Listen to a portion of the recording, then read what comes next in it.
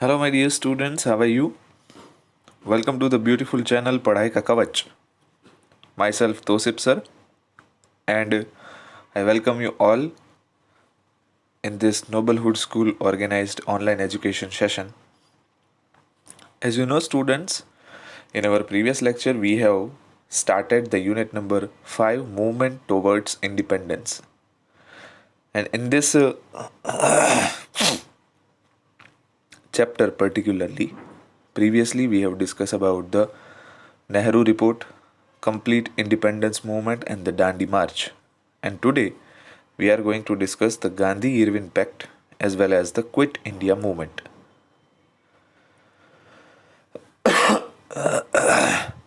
So let us start. First, starting from this paragraph, Gandhiji was called upon by the Britishers for the Round Table Conference related to the constitutional structure and reforms. अंग्रेज़ों के द्वारा गांधी जी को गोड़ मेजी परिषद यानी कि round table conference उसमें बुलाया गया कि जहाँ पे संवैधानिक ढांचा और उसमें आने वाले बदलाव के बारे में चर्चा होनी थी।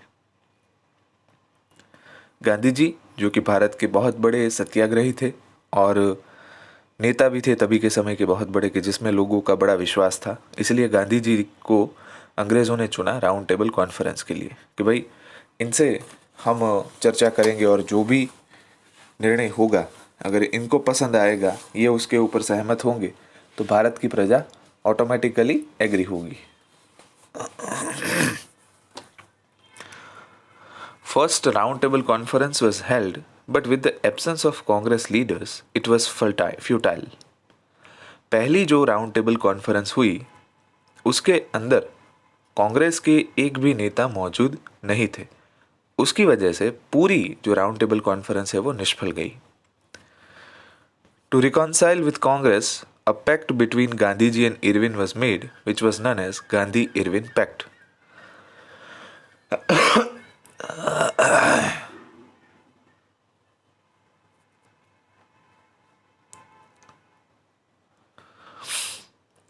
गांधी जी और इरविन तभी के जो वाइसरॉय थे उनके बीच में एक करार हुआ।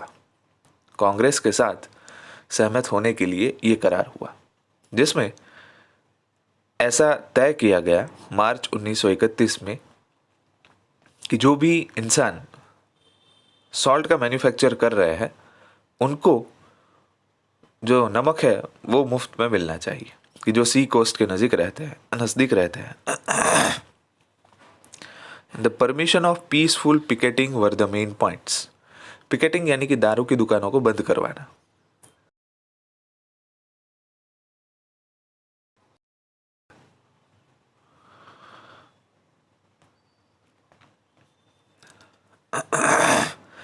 शांतिपूर्ण तरीके से दुकानों को बंद करवाना, ये उसके मेन पॉइंट्स थे। Now the second round table conference was started. Gandhiji was the only representative from Congress, and Britishers had discriminating points for various religious committees, to which Gandhiji was deeply disappointed, and therefore the conference was dissolved. So Gandhiji is present in the second roundtable conference from the Congress side, okay, which was the only representative from the Congress side, Gandhiji. But Britishers came with the very discriminating points of the various religious committees. So actually, the Britishers are not in the favor to give away the Indian provenance. So they are decided to divide and rule. So according to their policy, they are divided the people on the basis of religion, and thus they are forming the various religious committees and they are discriminated. Means if the one class of the people get a boost up with the Britishers and the second class is discriminated, so ultimately the dissatisfaction among the people would increases, and thus it results into the division, okay, division of the class. So Gandhiji was deeply disappointed with this decision or with this agreements of the Britishers, and therefore the conference was dissolved. So there is a no fruitful outcome of this conference was there. कोई भी इसका परिणाम नहीं आया।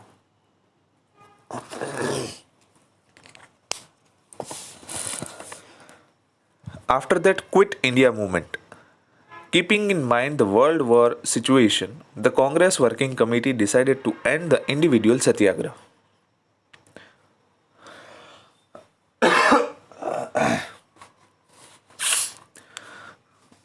वैश्विक युद्ध जो तभी के समय में हुआ था, उसको ध्यान में रखते हुए कांग्रेस ने यह डिसाइड किया कि इंडिविजुअल यानी कि हर एक इंसान जो सत्याग्रह कर रहा था उसे बंद कर दिया जाए।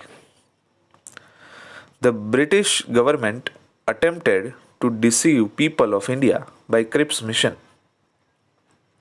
फिर अंग्रेज हुकूमत ने भारतीय लोगों की आवाज दबाने के लिए क्रिप्स मिशन को भेजा। So Indians were angry and dejected. Therefore, people of India no longer had faith in the British rulers. They assumed that the Britishers do not wish to quit India. Gandhiji advised to people to come out of despair and be prepared to give a new and last fight.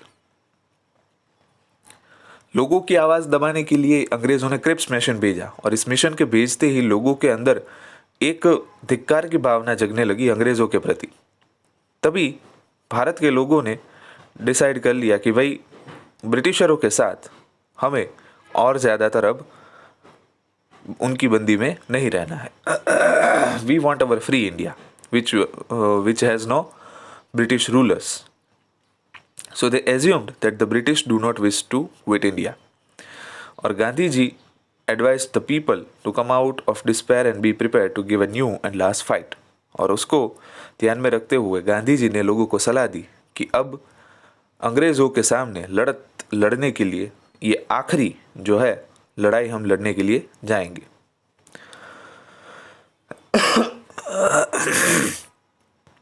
On August 9, 1942, a resolution of Quit India movement was passed in the Working Committee of Congress held at Mumbai. Mumbai में जो Congress working committee की बैठक हुई 9 अगस्त 1942 को, उसके अंदर quit India movement यानी कि भारत छोड़ो आंदोलन, ये इसका करार पास किया गया। On the very second day of the resolution, Gandhi ji, Sardar Vallabh Bhai Patel, Jawaharlal Nehru, Maulana Azad and the eminent Congress leader were arrested. 9 अगस्त को क्विट इंडिया मूवमेंट शुरू हुई, रिजोल्यूशन पास हुआ और 10 अगस्त को तो उनके बड़े बड़े जो नेता हैं उनको हिरासत में अंग्रेज़ों के द्वारा ले लिया गया। न्यूज़पेपर को बैन कर दिया गया। Region and district level Congress leader were arrested simultaneously. मतलब पहले राष्ट्रीय नेताओं को हिरासत में लिया गया और बाद में जो ज़िले और तालुके के लेवल के नेता थे उनको अरेस्ट किया गया। Arrest of Gandhi ji and the other leaders resulted in nation wide strike. And to this, Gandhiji said, "This is the last fight in my life, and therefore people of India should make all attempt to achieve all independence." He gave slogan, "Do or die." Gandhi ji के और दूसरे नेताओं के arrest होने से इसका परिणाम ये आया कि पूरे भारत में राष्ट्रीय तौर पे हड़ताल डिक्लेयर की गई और इसको गांधी जी ने कहा कि ये मेरी ज़िंदगी की आखिरी लड़ाई है, इसलिए भारत के लोगों जितना भी आप प्रयास कर सकते हो स्वतंत्रता के लिए वो सभी प्रयास झोंक दो। और उन्होंने स्लोगन दिया, करो या मरो। Now strikes during quit India movement. The rural and urban regions of the country including workers, farmers, youth, students, teachers, businessmen, women were in the forefront of this movement. Workers went on strike in factories, iron factories in Jamshedpur and cotton mills at Madras too were on strike. 1 lakh mill workers of 75 cotton mill industries in Ahmedabad went to peaceful strike for 105 days. Colleges and schools observed the strike. For nearly 3.5 months, markets in Ahmedabad were closed. अभी की जो ये lockdown की परिस्थितियाँ थी उससे कई ज़्यादा खराब परिस्थिति तभी के समय में लोगों ने स्वयंभू, किसी ने ऐलान नहीं किया था, लेकिन गांधी जी और इन सभी लोगों को हिरासत में लिया, उसके विरोध में पूरे भारत में हड़ताल का ऐलान कर दिया गया कि जिसके अंतर्गत विद्यार्थी, किसान, मजदूर, युवा, व्यापार करने वाले, महिलाएं, सभी ने आगे आके इस मूवमेंट में पार्टिसिपेट किया। वर्कर्स, मजदूर जो फैक्ट्री में काम कर रहे थे वो भी हड़ताल के ऊपर उतर गए। तकरीबन तकरीबन 1 लाख मिल के वर्कर जो है, 75 कॉटन मिल के, वो 105 दिन तक शांतिपूर्ण स्ट्राइक में जुड़े। स्कूल कॉलेजेस भी बंद रहे और तकरीबन अहमदाबाद की मार्केट्स जो है वो 3 महीने और 15 दिन तक बंद रही। So this are the some examples in which the people protest the Britishers peacefully.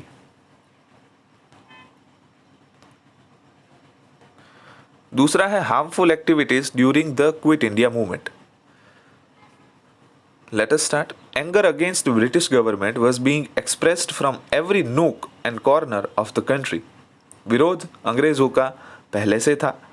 Suppression against peaceful people by the Britishers led to violent situation as people not only ransacked the post office, telegram departments, police stations, railway stations, government buildings, school and college buildings, railway lanes, pools, bridges, roads, but looted the assets and set on fire the government properties. In this railway incurred the heaviest losses. In many of the area, people used bombs. Violation यानी कि हिंसा के काम भी कई जगह पे किए गए. इसका कारण था कि अंग्रेज भारत के आवाज को दबाने के लिए जो शांतिपूर्ण तरीके से लोग विरोध कर रहे थे, वो शांतिपूर्ण तरीके के विरोध को दबाने के लिए अंग्रेज उसके ऊपर दमन गुजारते थे.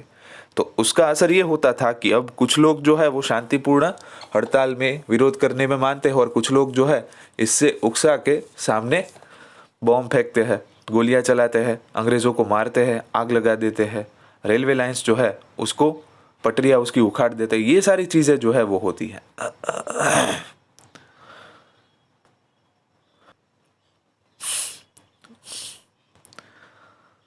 Now next is failure of the government in crushing the struggle. How the government is failed to crush the struggle of this Quit India movement. The government tried to suppress the movement with hard hand. The struggle started from a small and to a large extent by ransacking government system. More than 70,000 people were imprisoned, 500 and 308 gunshots were fired, 1,028 people lost their lives, 3,200 people were injured. Students were injured in gunshot, especially in Ahmedabad and Patna. A unique political consciousness was created among the people. अंग्रेजों ने बड़े क्रूर तरीके से लोगों की आवाज़ को दबाने की कोशिश की कि जिसके अंतर्गत 17,000 लोगों को जेल में डाल दिया, 538 गनशॉट्स यानी कि जो बुलेट के फायर है वो किए, जिसमें 1,028 लोगों ने अपनी जान गंवाई और 3200 पीपल उसमें इंजर्ड हुए. अहमदाबाद और पटना में जो ज़्यादातर स्टूडेंट है वो उससे मरे. इस मूवमेंट से क्लियर वार्निंग मिली ब्रिटिशर्स को और पूरी दुनिया को कि India can not be enslaved anymore. Bharat अब गुलामी ऐंठने के किसी भी प्रकार के चित्र में नहीं है. The struggle really signalled by the people of India to Britishers to quit India. ये क्लियर एक मैसेज था ब्रिटिशरों के लिए भारतीय लोगों के द्वारा कि अब भारत छोड़ दो. The people of India now wanted full independence. The amendment for dominion status was almost invisible by this struggle. After a struggle of 5 years, India achieved independence.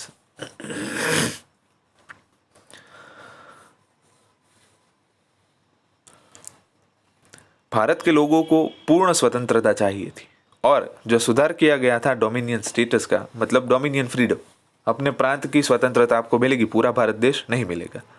वो इस स्ट्रगल के अंदर तो पूरा अदृश्य ही था. भारत के लोगों को अब कंप्लीट इंडिपेंडेंस चाहिए. अंग्रेज की गुलामी 1% भी नहीं करनी अब. और 5 साल के थका देने वाले स्ट्रगल के बाद भारत के लोगों को आज़ादी मिली.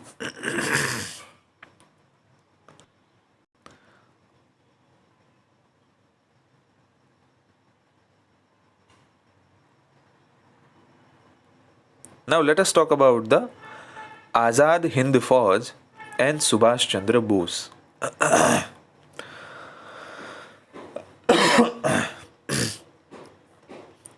Subhash Chandra Bose was born in Cuttack in Orissa state, 23rd of January 1897. His father, Rai Bahadur Janakinath Bose, was government lawyer in British judiciary. His mother, Parvati Devi was a philanthropist. तो ये इनका एक background है सुभाष चंद्र बोस का.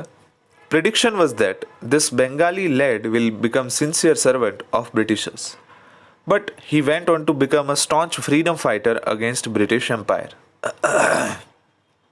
अगर सुभाष चंद्र बोस को प्रयत्न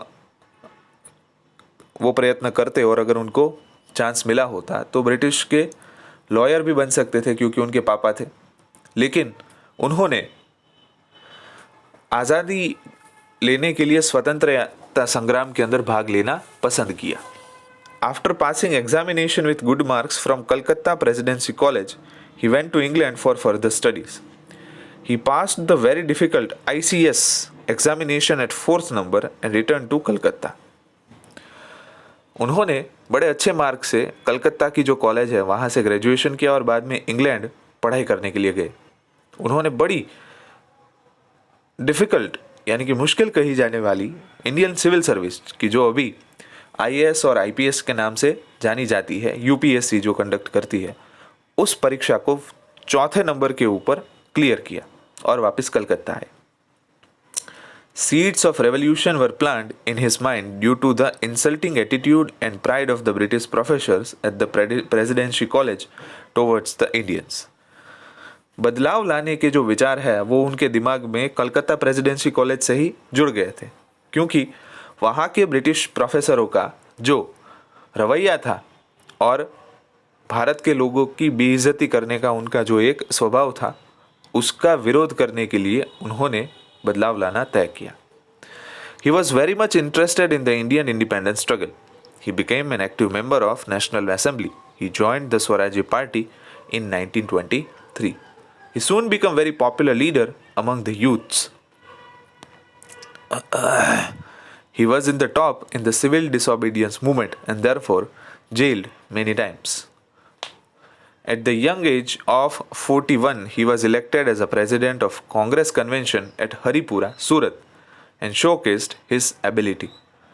40 साल की कम उम्र के ऊपर वो कांग्रेस कन्वेंशन हरिपुरा सूरत में अध्यक्ष के तौर पे चुने गए. सुभाष चंद्र बोस की ख्याति जो है वो ऐसा ही नहीं बढ़ी, वो बहुत ही डायनेमिक प्रकार के नेता थे कि जिसको भारत की स्वतंत्रता में बड़ा ही रस था. He left the Congress as a difference of opinion with Gandhiji had increased and he established a party, the Forward Bloc. Gandhi ji के कारण, व्यक्तिगत मतभेद के कारण उन्होंने कांग्रेस को छोड़ दिया और अपनी फॉरवर्ड ब्लॉक खुद की एक पार्टी एस्टैब्लिश की. To awaken the plebiscite against the Britishers, he travelled most of the region of India. He was arrested under the Indian Defence Code and imprisoned. During imprisonment, he was ill-treated. He was imprisoned at his place of residence as his health was deteriorating since he was fasting unto the death. He travelled in the disguise of Pathan from Calcutta via Peshawar, Kabul, Iran and Russia. Later on reached Berlin, Germany, 28th of March 1942.